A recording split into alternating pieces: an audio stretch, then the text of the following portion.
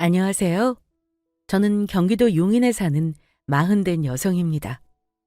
새해가 된 지가 엊그제 같은데 벌써 입춘이 지나고 꽃 피는 계절이네요. 몇 주 전까지만 해도 추위에 난방비 폭탄이었는데 말이죠. 사람마다 좋아하는 계절이 있듯이 저는 어릴 적부터 봄을 참 좋아했어요. 무언가 새로운 기운이 가득하고 만물이 소생한다는 말이 좋았거든요. 그런데 40이 된 지금에 와서는 그토록 좋아하던 봄이 잊혀지지 않을 상처들로 퇴색이 돼버렸네요. 작년 봄, 제 인생을 모조리 바꿔버린 그날의 기억들을 정리하고자 사연 채널에 제 이야기를 보내봅니다. 그놈의 사랑 타령하며 저와 아들을 무참히 손절했던 바람난 전남편 얘기 들어보시겠어요? 저는 30이 넘자마자 회사 동료였던 지인의 소개로 남편을 만났어요. 남편은 지인 언니의 친구 동생이었고 저희는 소개를 받고 얼마 지나지 않아 연인이 됐죠. 그만큼 서로 취향이나 취미가 맞고 무엇보다 말이 잘 통하더라고요. 그래서 만난 지 1년 만에 양가 허락을 받고 결혼을 해버렸어요. 남편은 일남 일녀 중 장손으로 액자 생산 공장을 하시는 시부모님 밑에서 자라서 저와 결혼할 때도 가업을 물려받으려고 총괄 담당 일을 하고 있더라고요. 저와 연애할 때 남편이 자기 어필을 하면서 말하길 자신은 집, 공장, 집만 아는 사람이라서 한눈 팔 일도 없고 성실하고 돈도 잘 벌어서 최고의 신랑감이라고 했는데 그 말은 사실이었어요. 적어도 그때는 그랬죠. 주변 사람들이 배우자와 살다 보면 그 사람의 장점보다 단점만 눈에 들어와 정이 떨어진다는데 앞만 봐도 제 남편은 오히려 장점이 더 많은 사람이었어요. 특히 정이 많고 매너가 좋아서 남녀노소 가리지 않고 인기가 있는 편이었고요.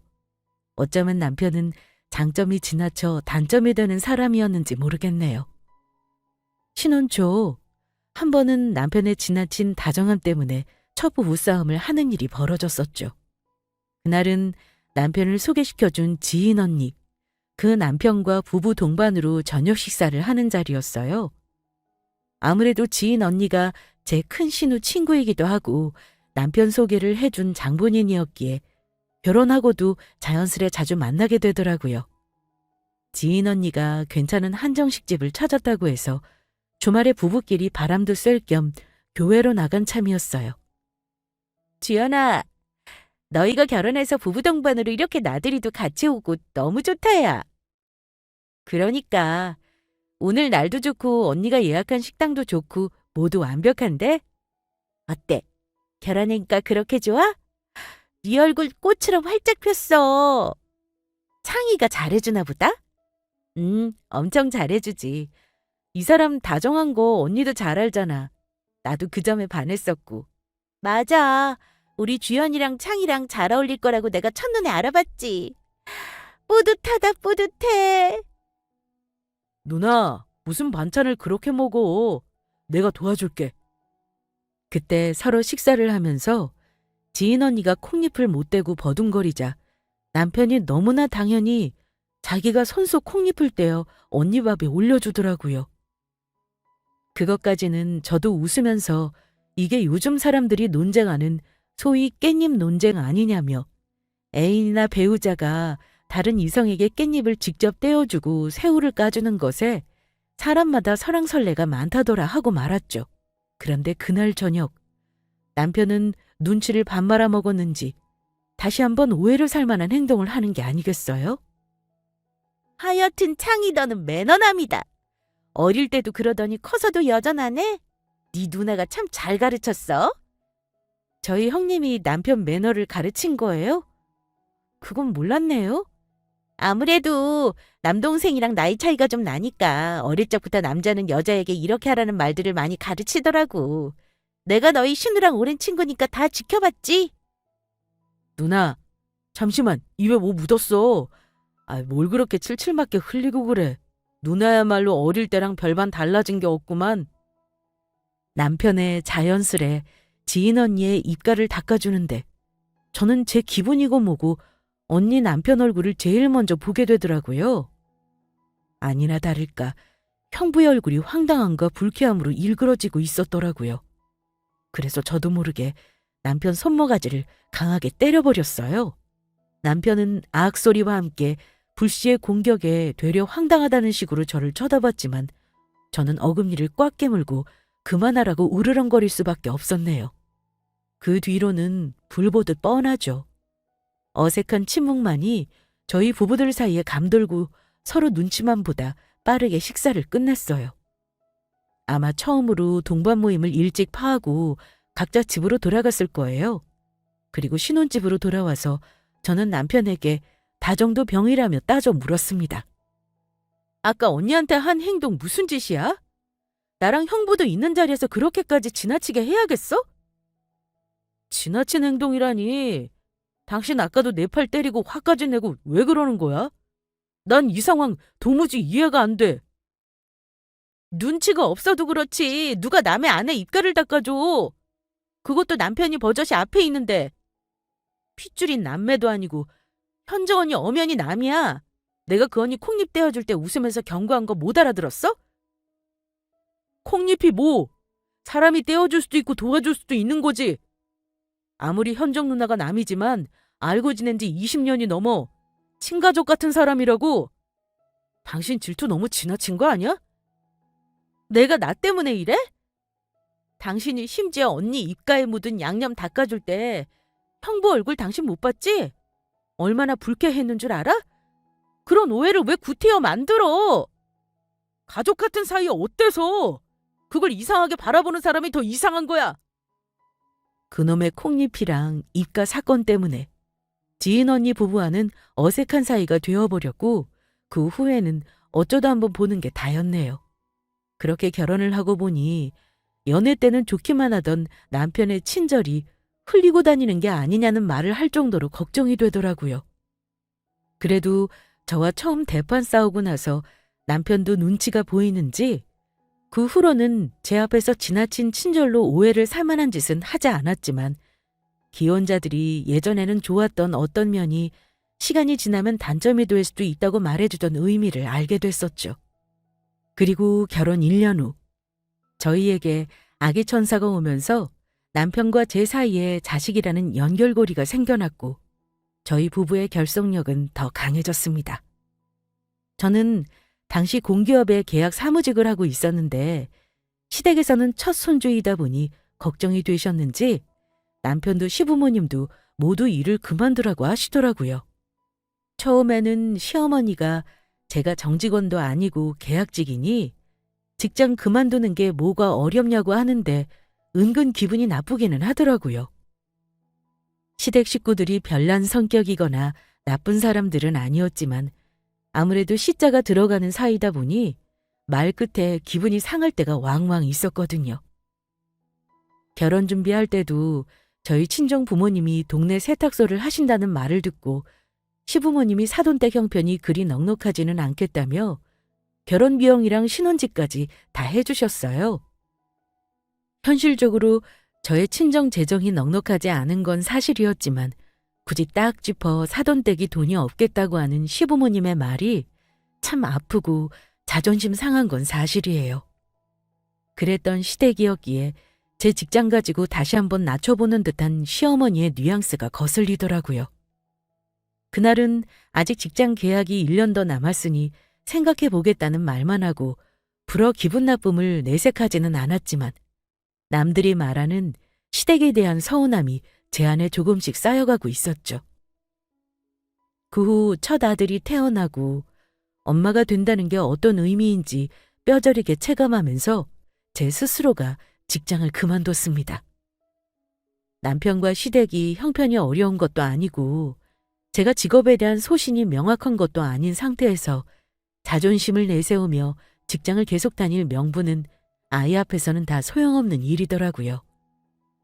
내 새끼 내가 직접 키워야지 하는 마음에 저는 사회에서 임주연이라는 제 이름을 지우고 그렇게 3년을 정신없이 육아에만 전념했어요. 아들이 3살이 되고 주위 또래 엄마들과 어울려 문화센터에 다닐 무렵 성인 취미반 프로그램을 우연히 보다가 제과 제빵 강의를 알게 됐는데 근 몇 년 동안 처음으로 가슴이 두근거리더라고요. 제가 원체 달달한 가식이나 빵을 좋아하는 빵순이였기에 이거다 싶었죠. 이제 곧 아이가 어린이집에 등원을 하게 되었고 저에게는 몇 시간 동안 자유가 주어지는 셈이었거든요. 그래서 주저하지 않고 바로 제과 제빵 수업을 등록했어요. 그 후 아들이 어린이집을 가 있을 때면 저는 빵 만드는 수업에 푹 빠져 한동안 집안에 연습 삼아 만든 빵 냄새가 가득할 정도였어요.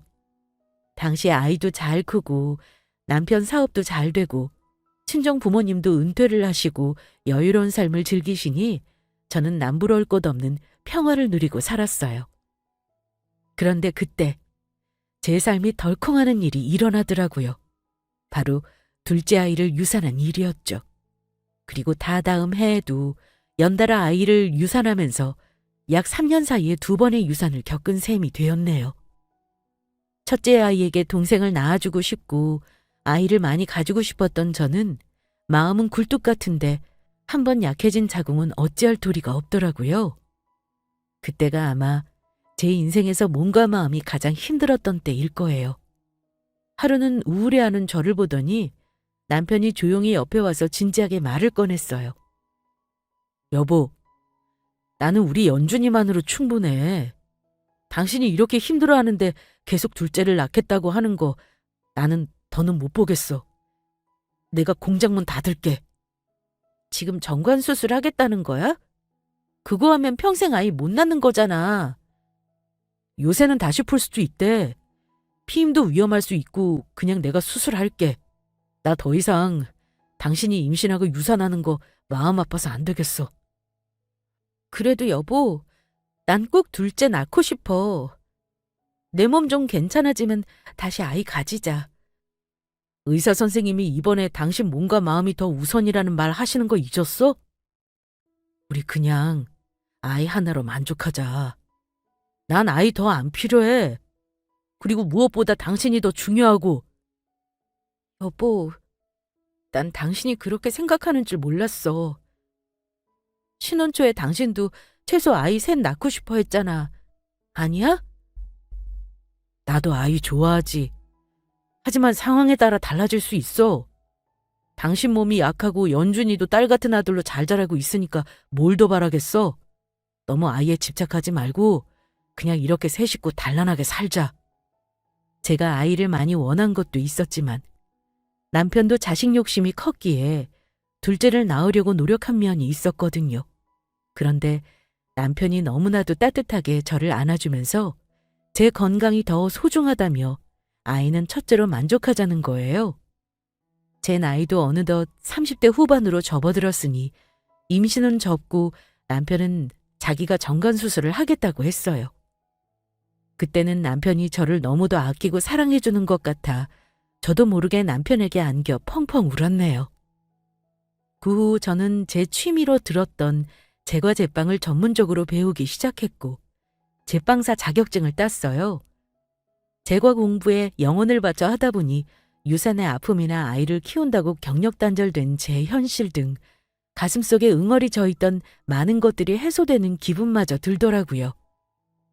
제가 지금 살아있을 이유, 무언가를 해낼 수 있다는 자신감도 생기는 것만 같았고요.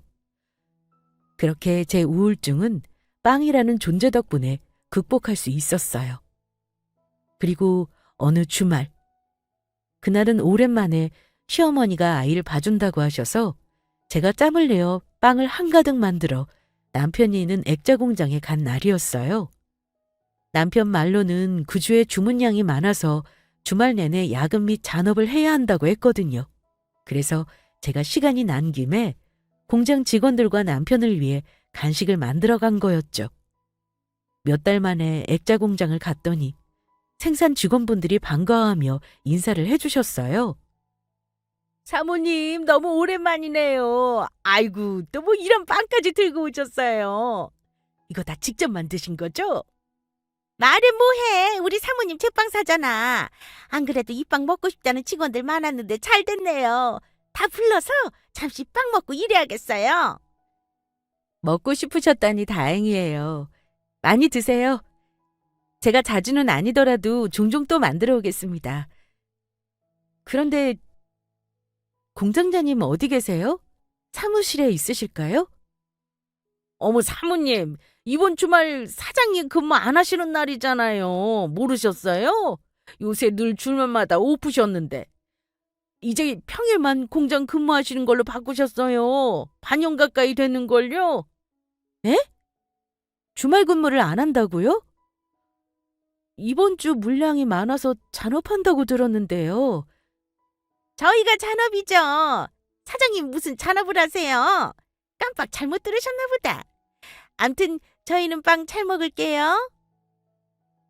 공장 직원분들이 제게 거짓말을 할 일은 없고, 그럼 남편이 제게 거짓말을 했다는 건데, 도대체 왜 그랬으며, 지금 이 인간은 어디 있는지 갑자기 머리가 띵해지더라고요. 일단 직원들을 뒤로 하고 저는 밖으로 나가 남편에게 바로 전화를 걸었어요. 그런데 전원이 꺼졌다는 안내 멘트와 함께 남편이 전화를 꺼놨더라고요. 기가 막혀서 다시 시어머니에게 전화를 걸어봤더니 시댁에서도 모르는 영문이라는 반응이었어요. 결혼하고 근 7년 넘게 남편이 이런 적이 없었기에 저는 도대체 이게 무슨 일인가 싶었어요. 그러다 혹시 공장 직원분들 중에 남편의 행방을 알고 있을 사람이 있을까 싶어 공장 한켠에 있는 휴게실로 향했죠. 그런데 그때 공장 안쪽에 있는 탈의실 문이 열려 있고 아까 만난 직원 아줌마 두 분이 제 얘기를 하고 있는 게 아니겠어요? 그리고 그 내용은 제 삶을 송두리째 흔들어 버릴 만큼 충격적인 얘기였어요. 아까 사모님 얼굴 봤어? 내가 다 마음이 짠하더라. 남편 놈이 거짓말까지 하고 밖으로 놔두는 걸 알게 된 모양인데 앞으로 어쩌냐? 그러니까 남자 놈들은 믿을 구석이 없어. 그 건실하던 우리 사장님이 바람이 날 줄 누가 알았겠어? 하여튼 늦게 배운 도둑질에 밤새는 줄 모른다고 일만 하던 사장이 주말마다 데이트라니. 그것도 조강지차랑 자식도 탁 한 내 팽개치고. 근데 사모님 이제 사장님 거짓말 하셨으니 어떻게 하지? 당장 다음 주부터 피바람 부는 거 아니야? 난 이 회사 오래 다니고 싶은데. 남의 집 파탄이랑 우리랑 무슨 상관이야. 그냥 이제 맛있는 빵은 물 건너갔다 정도지.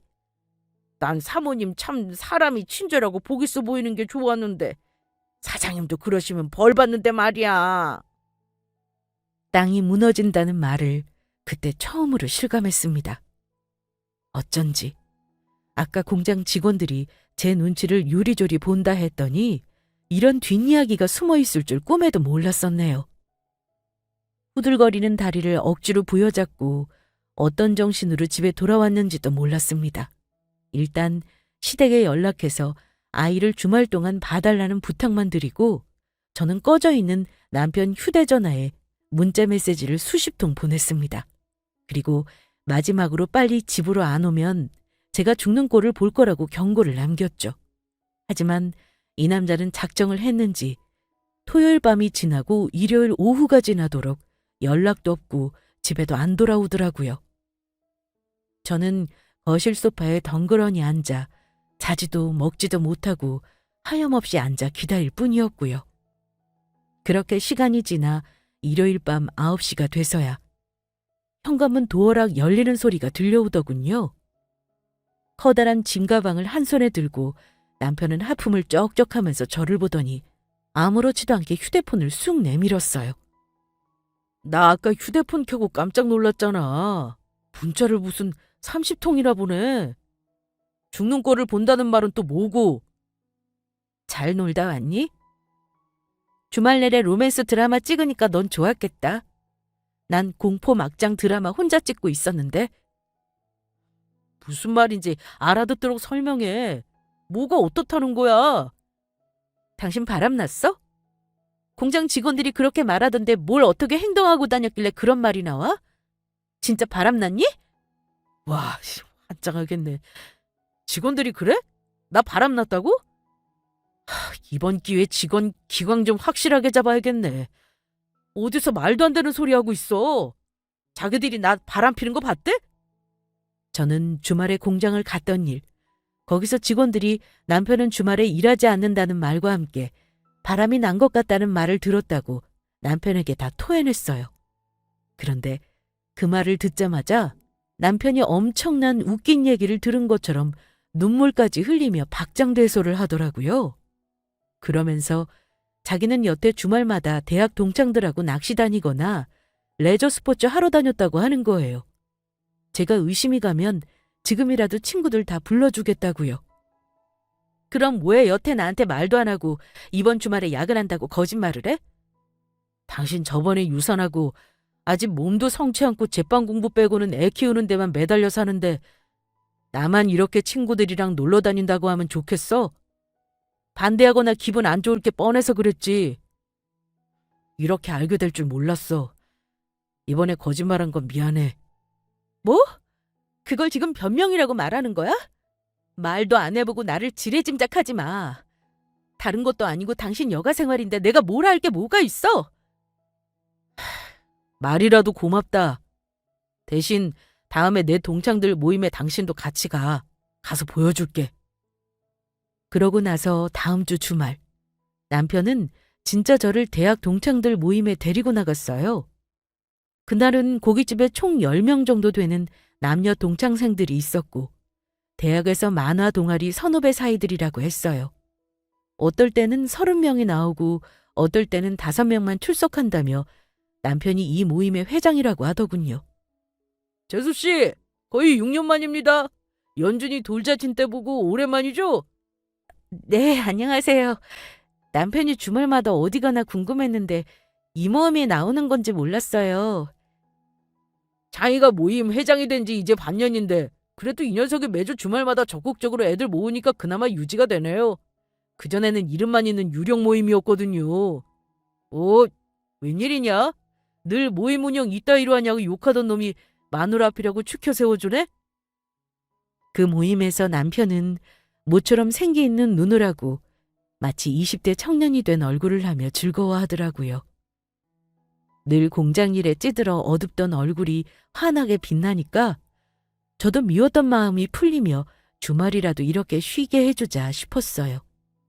그때 남편 건너편에 앉아서 조용히 밥을 먹던 어떤 여자분과 눈이 마주쳤는데 남편 친구라고 하니 낯이 익는 것 같으면서도 묘하게 매력이 느껴지는 얼굴이더라고요.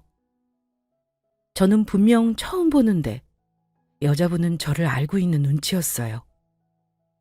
남편이 저와 다른 사람과 간간히 대화를 하면서도 그 여자분에게 고기도 구워주고 살뜰하게 챙기는 걸 보고 저는 남편의 다정병에 익숙했던 건지 별 생각 없이 서로 친한 사이인가 보다 하고 말았어요. 그렇게 위기라고 생각했던 남편 주말 행방은 알리바이가 해명이 되면서 무사히 넘어가게 됐고 그 후 그간 일 때문에 힘들었을 남편에게 제가 빵에 푹 빠져 살았듯 당신도 모임에 나가 스트레스 풀고 살라고 했어요. 남편이야 합법적으로 주말마다 육아나 일에서 해방되는 일이니까 너무 좋아라 했죠. 그런데 진짜 위기는 그로부터 반년 뒤 우연한 계기에 불쑥 찾아왔습니다. 오랜만에 지인 언니가 찾아와서 거의 몇 달 만에 만나는 날이었어요.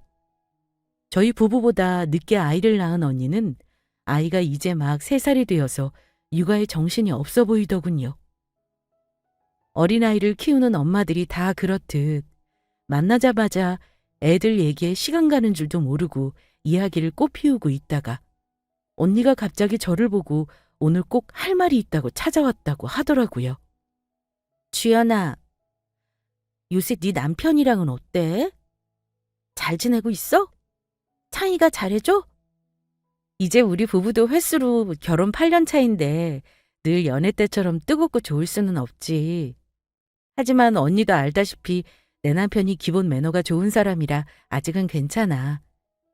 갑자기 그건 왜? 나 오늘 사실 창희 때문에 너 만나자고 한 거야. 얘기하고 보여줄 게 있어서. 그게 무슨 말이야, 언니? 내 남편 때문에 보자고 한 거라니? 네 신우가 얼마 전에 나한테 창희가 바람 피우고 있다고 말하더라. 그리고 그 불륜 상대가 네 신우나 내가 아는 사람이라고. 갑자기 우리 남편이 바람이라니. 그냥 다정이 병인 사람이라 그렇지 그럴 리가. 언니도 우리 남편 너무 친절해서 오해 사는 거 알잖아. 나도 네 신우한테 똑같이 말했는데 아닌가 보더라. 여기 이 여잔데 예전 사진이라 화질이 별로라도 한번 봐. 이름이 박미영인데 네 남편 대학 시절 첫 여자친구였어. 누구라고? 미영, 이 여자가 남편이랑 바람이 난 사람이라고? 그래. 다시 대학 동창 모임하면서 만나게 됐다네. 바람핀 지 1년도 넘었대.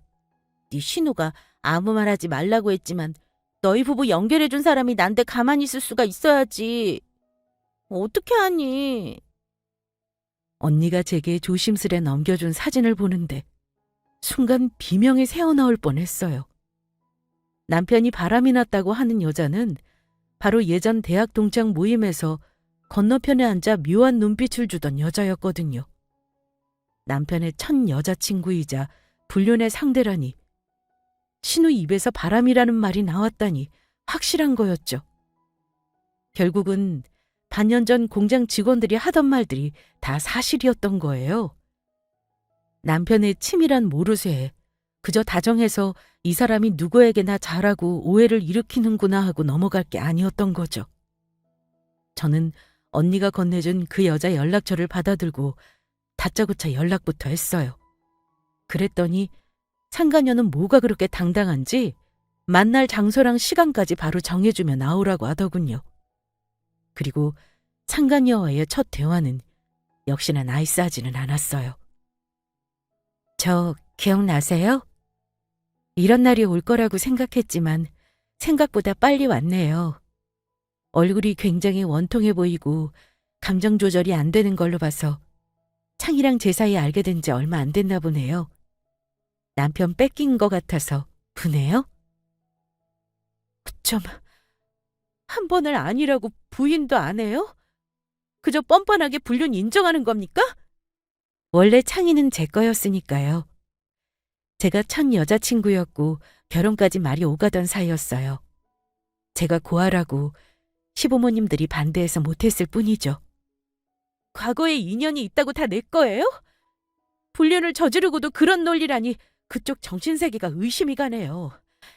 낯짝도 두껍게 본처 앞에서 바람난 여자가 할 말이에요, 그게? 사랑 앞에 뭐가 두렵겠어요. 저랑 창희는 운명처럼 다시 만났고 지난 1년간 서로 사랑을 확인했어요. 저희 곧 같이 살 거예요. 뭐라고요? 지금 그 말은 두 집 살림을 한다는 말이에요? 이것들이 돌았나? 댁이랑 이혼하고 나랑 다시 재결합한다고요. 말귀도 못 알아듣고 머리가 나쁘시네. 그러니까 남편 관리를 제대로 못하는 거예요. 뭐가 어쩌고 저쩌지? 이 여자가 상간녀 주제에 터진 입이라고 함부로 나불거리고 난리네. 남편 관리? 그러는 너는 그렇게 똑똑해서 유부남 건드리고 만나냐? 암튼 저랑 창희는 진심이니까 그렇게 하세요. 가능한 빨리 호적 정리해주면 더 좋고요.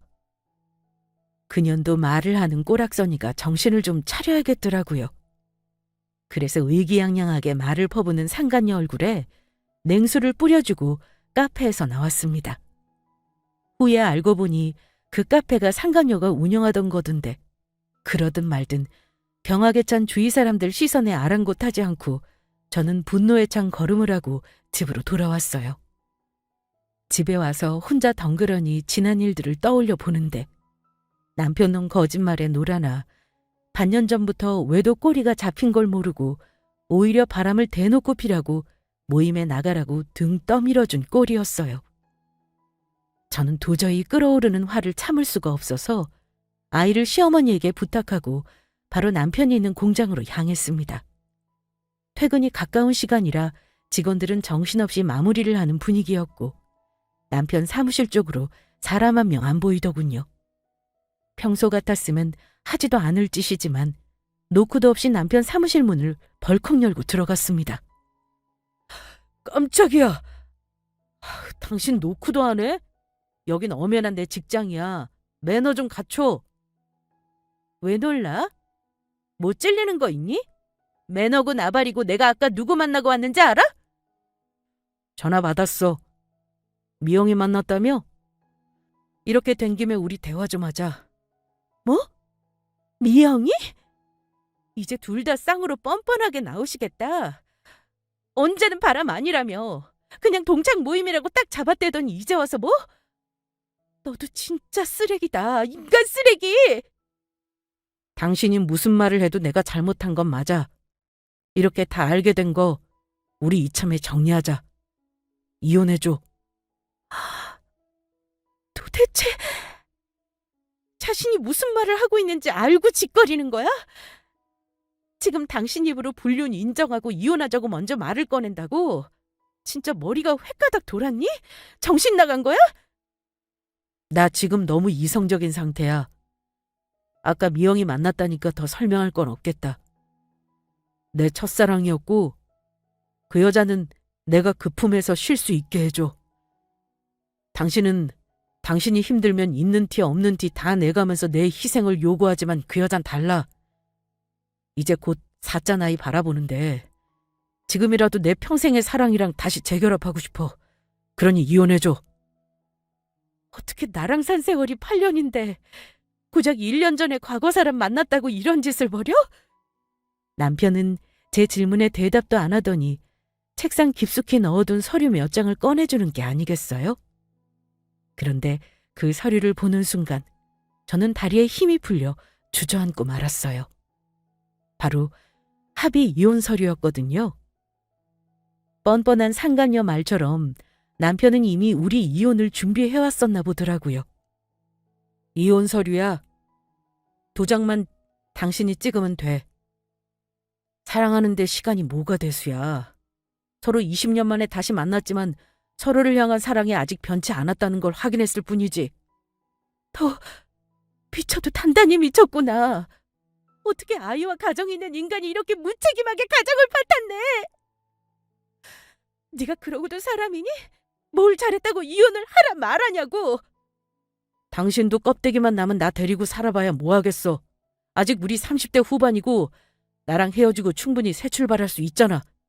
그럼 우리 연준이는 내년에 초등학교 들어가는 아직 어린애는 아빠 없이 커도 되겠어? 아무리 사랑에 눈먼 다지만 어떻게 자기 자식까지 무참히 버려? 부끄럽지도 않아? 그건 내가 가끔 찾아가서 연준이 만날게. 양육비도 매달 주고 내가 최소한의 아빠 노릇은 할게. 미친놈. 내가 네가 다정도 병일 때 진작 일한 인간인 걸 알았어야 하는데. 그런데 눈 닫고 귀 닫고 당신 말만 믿었더니 결국 이 사달이야. 다 내 잘못이다. 내가 내 눈 찔렀어. 저는 남편이 보는 앞에서 우울분에 차올라 합의 이혼서를 갈기갈기 찢어버렸어요. 그리고는 이혼을 해도 내 방식대로 하지 절대 남편과 상간녀 뜻대로 하지 않겠다고 선언하고 돌아와 버렸고요. 그 후 남편은 늦은 밤 집에 들어와 말도 없이 자기 짐을 챙겨서 아예 집을 나갔더라고요. 그놈의 이혼 서류를 다시 거실 탁자 위에 올려놓고요. 자기는 앞으로 당분간 상간녀랑 같이 있을 테니 제가 이혼 마음먹을 때 연락하라는 개소리를 쪽지로 남기고 갔더군요. 이런 걸 보면 간통죄를 폐지하는 게 아닌데 말이에요. 분이 안 풀리는 마음 같아서는 두 년놈들을 콩밥 먹이고 싶다는 생각밖에 안 들었어요. 그런데 그때 큰 신우에게 전화가 왔어요. 오랜만에 용인에 올 일이 있었다며 저희 집으로 온다더라고요. 올케, 사실 어제 창희가 전화가 왔었어. 이혼 얘기 꺼냈다면서? 네. 형님은 미리 알고 계시면 먼저 말씀을 해주시지 그러셨어요. 미안해. 내가 섣불리 동생 외도를 말하면 한 가정이 어떻게 될지 몰라서 조심스러웠어.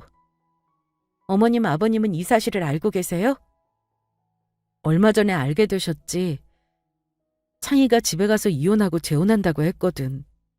불륜 저지른 거에 경악하시고 상대가 예전에 절대 안 된다고 한 예전 여친인 거 하시고 2번 놀라셨지.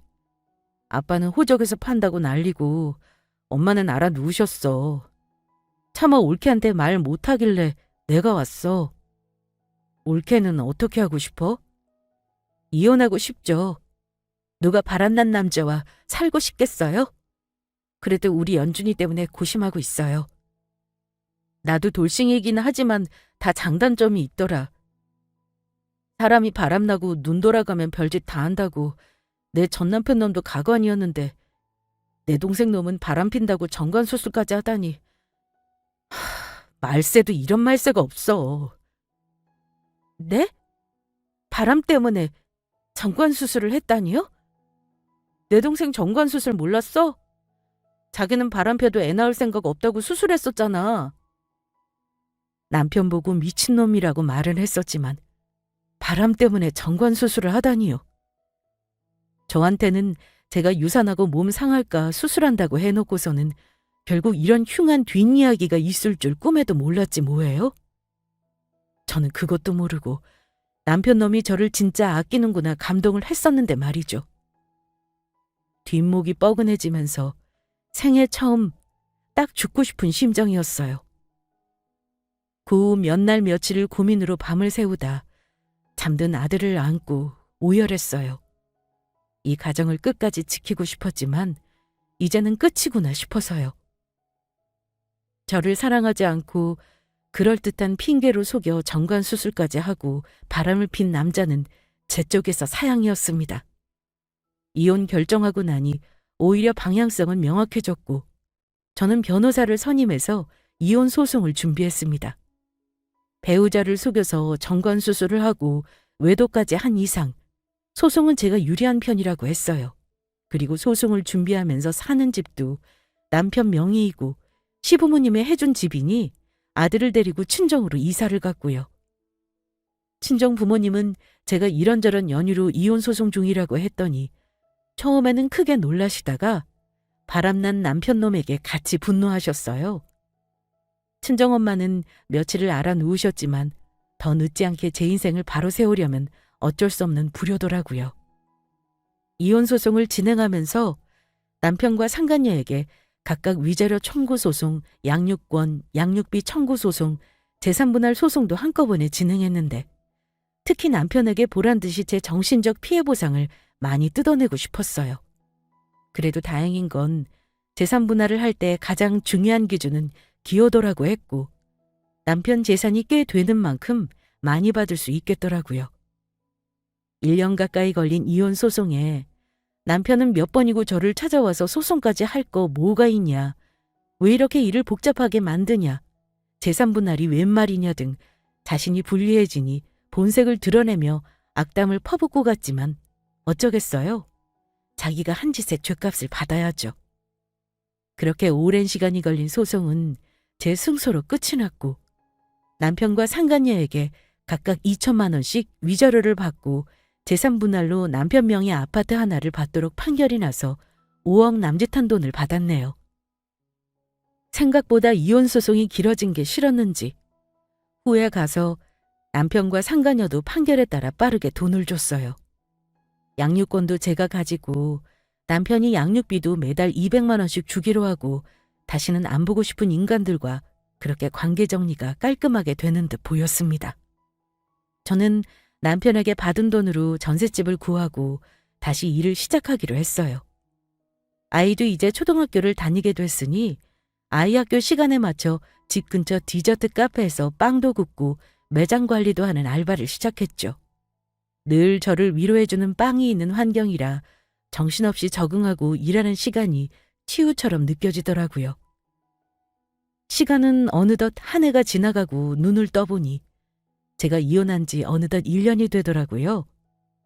하필 이혼 판결이 제가 좋아하는 봄에 날 건 뭐람 싶도록 해가 바뀐 봄이라는 계절은 제 가슴에 상처를 욱신거리게 했습니다. 시간이 지났다고 일상이 바뀌지는 않듯이 제가 일하는 디저트 카페 일은 여전히 바빴고 제가 만드는 마카롱과 쿠키들이 입소문이 나면서 손님들에게 좋은 반응을 일으키고 있었어요. 그 덕분에 우울하던 마음도 날아가 버릴 정도로 나름 만족하는 생활을 하고 있었고요. 아이가 하교할 시간에 맞춰 퇴근을 하고 학교에 데리러 갔다가 집에 가는데 아파트 공동현관 앞에 전 남편이 후줄근한 모습으로 앉아 있더군요. 저는 처음에 전 남편인지도 몰라봤어요. 그만큼 1년 사이에 사람이 산거지 같은 꼴을 하고 있더라고요. 아이가 아빠를 아는 척을 하려고 하는데 제가 심상치 않은 분위기에 아이를 먼저 집에 올려보내고 전 남편과 대화를 했어요. 보니까 한잔 한 것 같이 전 남편 몸에서 술 냄새가 진동을 하더라고요. 여기가 어디라고 찾아와? 당신 술 먹었니? 애도 있었는데 이런 모습 보여주고 싶어? 아직 연준이는 당신 이런 인간인지 몰라. 주연아, 내가 미친놈이야. 내가 미쳐서 너랑 연준이를 버리고 가서 이렇게 사기까지 당하고 부모님이 절연까지 하셨어. 우리 다시 합치면 안 될까? 진짜 가지가지한다. 1년 만에 나타나서 한다는 소리가 그런 헛소리니? 미영이가 반년 전에 내 아이를 가졌다고 하잖아. 당신도 알다시피 내가 정관수술해서 아이 못 가지니까 처음에는 희박한 확률로 내 아이라고 믿고 싶었는데 미영이한테 아주 오래된 내연남이 있지 뭐야. 그놈이 날 찾아와서 나보고 세컨드라잖아. 미영이가 원래 자기 건데 내가 도중에 뺏어서 결혼한 거라고. 애도 그놈 애더라고. 너희도 진짜 유유상종끼리 너무 구질구질하다.